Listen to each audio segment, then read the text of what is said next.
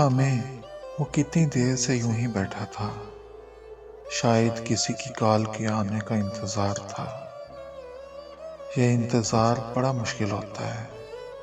लम्हे सदियों में बदल जाते हैं। एक एक पल अजाब बन के गुजरता है। घड़ी की सुइयां जैसे रुक सी जाती हैं। वो भी चुपचाप उदास बैठा मोबाइल को ही देख रहा था। आस, उम्मीद, इंतजार, अगर ये सब ना होते तो जीना बड़ा मुश्किल हो जाता। मुश्किल तरीन हालात में भी इंसान उम्मीद की उंगली थामे मुश्किलात से बाहर निकल आता है। इसकी जिंदगी भी इंतजार में ढल चुकी थी। एक कॉल, सिर्फ एक कॉल का इंतजार करता रहता था। और कितने दिन बीत गए थे, इसके मोबाइल पे वो कॉल नहीं आई थी। दिन में कई बार वो मोबाइल चेक करता, शायद कॉल आई हो और इसे पता न चला हो।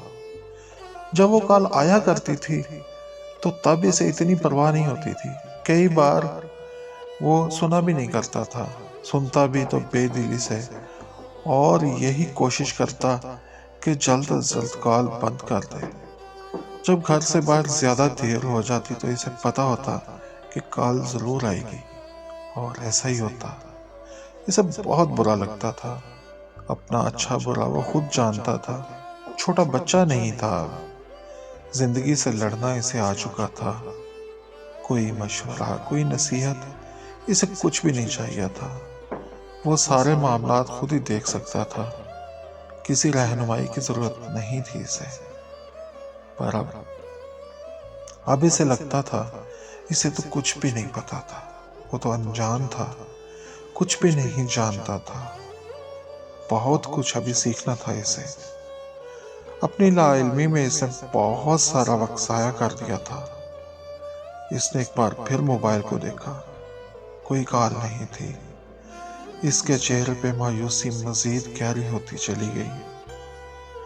वो खुद को धोखा दे रहा था। अब कोई कॉल नहीं आएगी, कोई आस नहीं, कोई उम्मीद नहीं। वो उठा और सामने वाले कमरे का बंद दरवाजा खोला। कमरे में बेड की चादर बेशिकन थी। हर चीज तरतीब से पड़ी थी।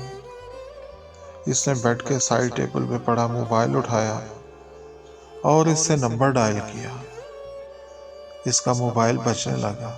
मोबाइल पे कॉल आ रही थी। इसने अपने मोबाइल की स्क्रीन देखी।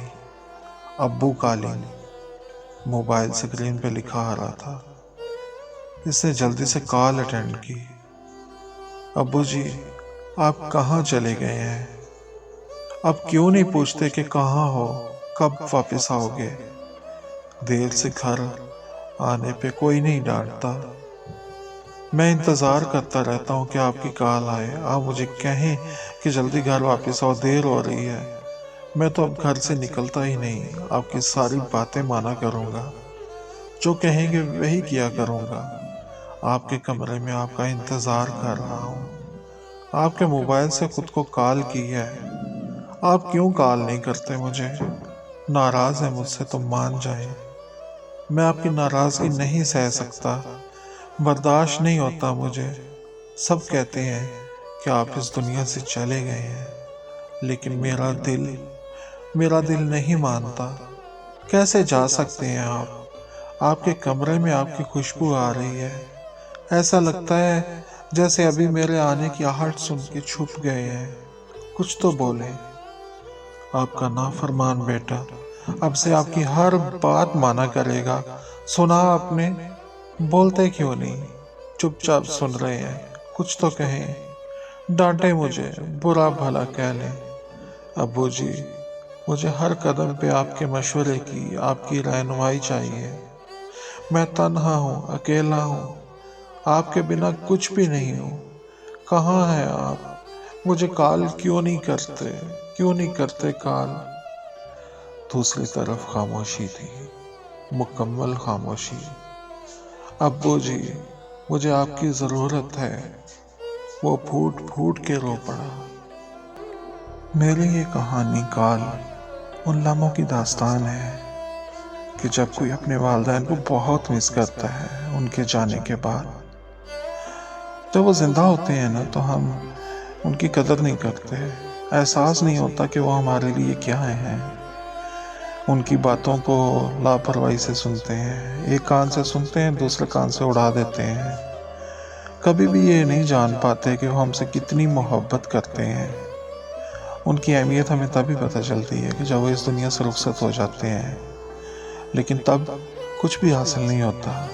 तब हम रोते हैं, तड़पते हैं, हमें महसूस होता है कि हम क्या कुछ खो चुके हैं। ज़िंदगी पहले जैसी नहीं रहती।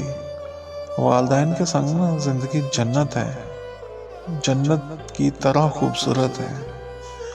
तो प्लीज़ वालिदैन की कदर कीजिए, इससे पहले कि देर हो जाए और आप तड़पते रहें, पछताते रहें। वालिदैन दुनिया में सबसे ज़्यादा मुखलिस होते हैं आपके साथ, और कोई मुखलिस नहीं होता। सारे रिश्ते साथ छोड़ जाते हैं, वालिदैन की मोहब्बत कभी कम नहीं होती।